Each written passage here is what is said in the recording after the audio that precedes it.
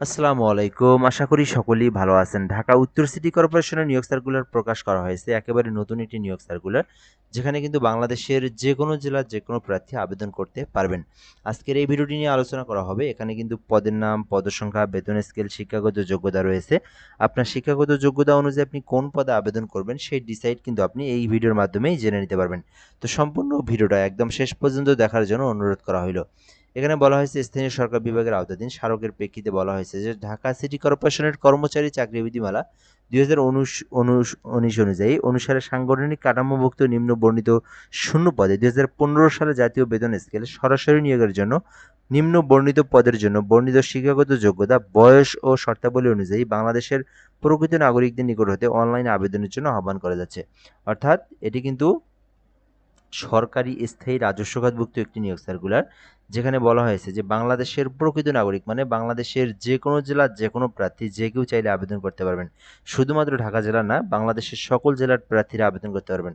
এবং আবেদনের জন্য লিঙ্ক দেওয়া রয়েছে dnccteletalk.com.bd। এই যে লিঙ্ক দেখতে পাচ্ছেন, এই লিঙ্কে প্রবেশ করে আবেদন করতে হবে। তো যাই হোক, আমরা এখান থেকে দেখবো। তার আগে একটা বিষয় বলে রাখি, যারা ভিডিওটা আমাদের ফেসবুকের মাধ্যমে দেখতেছেন, জব প্লাস ভিডিও আমাদের ফেসবুক পেজের নাম। যদি নতুন হয়ে থাকেন ফলো করে রাখবেন।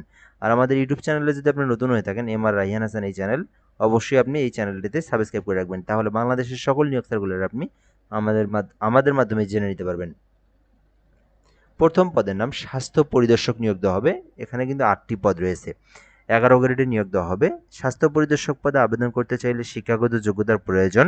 কোনো স্বীকৃতি ইনস্টিটিউট বা প্রতিষ্ঠান হইতে মেডিকেল টেকনোলজি অথবা স্যানিটারি ইন্সপেক্টরশিপ বিষয়ে মিনিমাম 3 বছরের যাদের ডিপ্লোমা করা রয়েছে তারা আবেদন করতে পারবেন। এছাড়াও রয়েছে রেভিনিউ সুপারভাইজার, যেখানে 15টি পদ রয়েছে। 14 গ্রেডে নিয়োগ দেওয়া হবে। শিক্ষাগত যোগ্যতা চাওয়া হয়েছে যে কোনো স্বীকৃতি বিশ্ববিদ্যালয় হইতে স্নাতক অথবা ডিগ্রি পাশ করলে আবেদন করতে পারবেন। তথ্য প্রযুক্তি, কম্পিউটার পরিচালনার দক্ষতা অবশ্যই থাকতে হবে। ওয়ার্ড সচিব 16টি পদে নিয়োগ দেওয়া হবে। 14 গ্রেডে নিয়োগ দেওয়া হয়েছে, যেখানে শুধুমাত্র স্নাতক অথবা ডিগ্রি, অর্থাৎ যারা শুধুমাত্র অনার্স পাস করেছেন অথবা শুধুমাত্র ডিগ্রি পাস করেছেন তারা তারা কিন্তু ওয়ার্ড সচিব পদে আবেদন করতে পারবেন। মশক নিয়ন্ত্রণ পরিদর্শক রয়েছে, 60টি পদে নিয়োগ দেওয়া হবে, যেখানে শুধুমাত্র বিজ্ঞান শাখা থেকে যারা স্নাতক পাস করেছেন অথবা ডিগ্রি পাস করেছেন তারা আবেদন করতে পারবেন। ভেটেরিনারি পরিদর্শক রয়েছে, যেখানে 18টি পদ রয়েছে। 14 গ্রেডে নিয়োগ দেওয়া হবে। যারা জীববিজ্ঞান বা বিজ্ঞান বিষয়ে স্নাতক ডিগ্রি করেছেন, যাদের 2 বছরের ইন সার্ভিস প্রশিক্ষণ কোর্স রয়েছে, তারাও কিন্তু আবেদন করতে পারবেন। এখানে কিন্তু আপনার 2টা বিষয় রয়েছে। আপনার যদি শুধুমাত্র উপরের অংশটা জানা থাকে, মানে উপরের অংশের শিক্ষাগত যোগ্যতা থাকে, মানে জীববিজ্ঞান অথবা বিজ্ঞান বিষয়ের যেকোনো সাবজেক্ট থেকে আপনি যদি অনার্স পাস করেন অথবা ডিগ্রি পাস করেন, তাহলে আপনি ভেটেরিনারি পরিদর্শক পদে আবেদন করতে পারবেন। পরিচ্ছন্ন পরিদর্শক রয়েছে, 26টি পদ রয়েছে। শুধুমাত্র স্নাতক অথবা ডিগ্রি পাস করলেই আবেদন করতে পারবেন। ইপিআই সুপারভাইজার রয়েছে 10টি পদে। 16 গ্রেডে নিয়োগ দেওয়া হয়েছে। শুধুমাত্র উচ্চ মাধ্যমিক থাকলে আবেদন করতে পারবেন। স্পেম্যান সুপারভাইজার রয়েছে, 34টি পদে নিয়োগ দেওয়া হয়েছে। শুধুমাত্র উচ্চ মাধ্যমিক এইচএসসি পাশে আবেদন করতে পারবেন। বাতি পরিদর্শক রয়েছে, যেখানে শুধুমাত্র কোনো স্বীকৃতি কারিগরি ইনস্টিটিউট বা প্রতিষ্ঠান হইতে ইলেকট্রিক্যাল ট্রেড কোর্সের সার্টিফিকেট যাদের রয়েছে তারা আবেদন করতে পারবেন। লেজার কিপার রয়েছে, 29টি পদ রয়েছে।